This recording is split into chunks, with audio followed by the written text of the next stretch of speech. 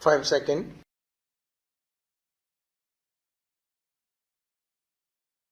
Start. Mr.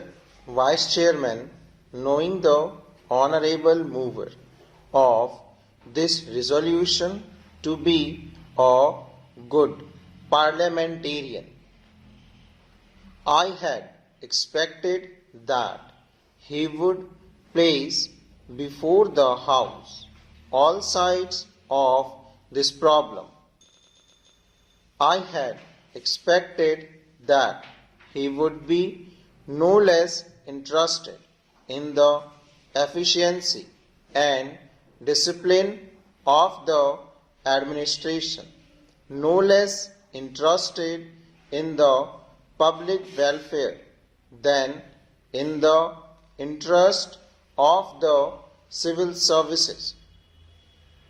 But I am sorry to observe that he has taken only one view of the matter, namely the interests of the civil service alone.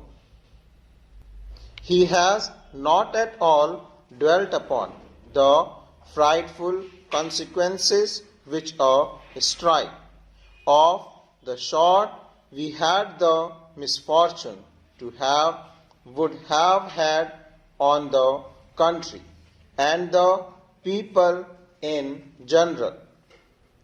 He has spoken, no doubt, in measured tones, unlike the honorable members who sat to his right in the morning and who raised a shout wanting to make up by sounding what his arguments lacked in force.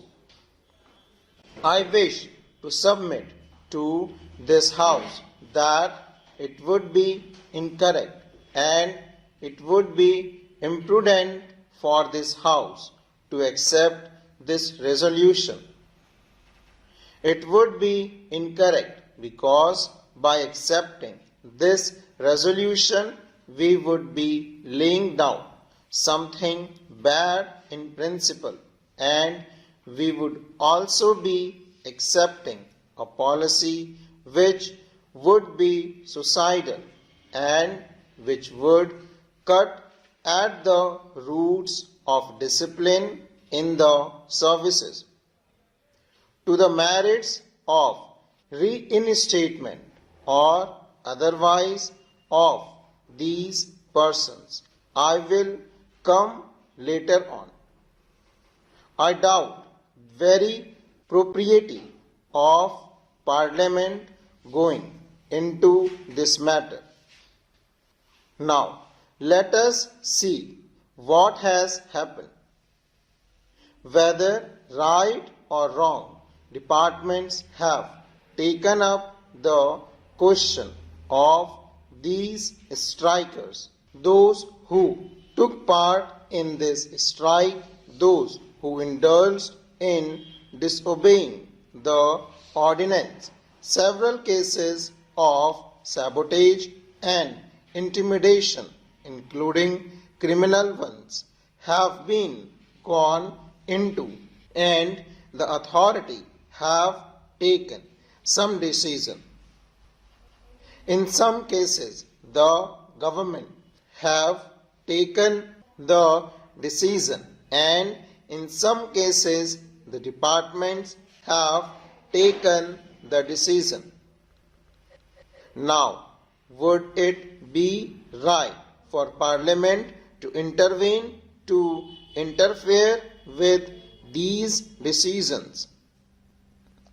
Suppose we do that. Suppose Parliament interfered with the decisions taken by the government or by the heads of department. Tomorrow, with what face and with what authority can the head of the department extract service from his subordinates? This is the question which the Honorable, the mover, must see, and also the other honorable members who have spoken in support of the resolution. Unemployment is mounting up and we have not been able to generate enough employment opportunity to provide even for those people who are entering the labor market today, perhaps to the extent envisaged during the 10th plan. The point that I want to make is that it is not quite justifiable to take only one aspect of the 10th plan period, namely the exigencies of capital mobilization out of the context of the general economic situation in the country. When we are therefore making this huge tax effort, we will have to apply our mind with equal seriousness, if not more, to see that the income generation in the community is as great as envisaged, so that the saving and investment could be effected without disturbing unnecessarily the consumption pattern in the community. Whenever there is any tax on corporation, this cry is raised, and this cry is always belied by what the industrialists themselves have claimed to be the sensitive barometer to find out the climate of capital formation. I mean the stock exchanges. This time the stock exchanges have reacted quite favorably to the budget proposal as a whole, which clearly shows that whatever else may be the merit of the present budget proposal, it is certainly not anti-capital.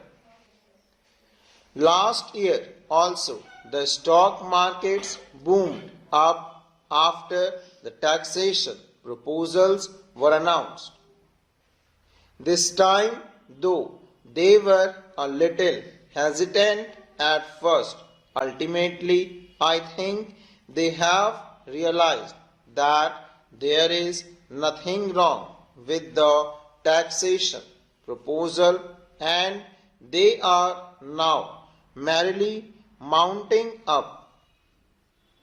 This is quite natural because there are so many benefits and the advantages in the economy today that it is not difficult for the corporate sector to observe a small rise of 5% in the corporation tax, which has been proposed by the Honorable Finance Minister.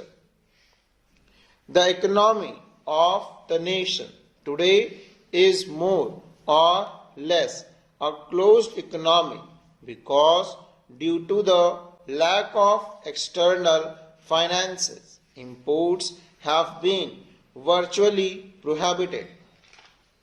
There is a lot of planning in the country which makes risk bearing rather unlikely, and because of the regulation of the economy, internal competition is also not very great.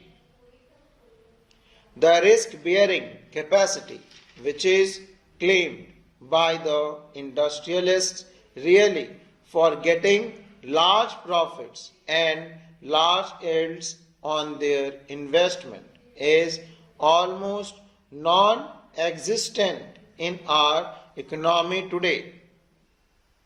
Our markets are expanding very fast and the money generated is much more than the production of commodities, with the result that there are shortages in almost every commodity. It is not be difficult for the industrial to absorb the small rises 5% in the corporate tax full stop.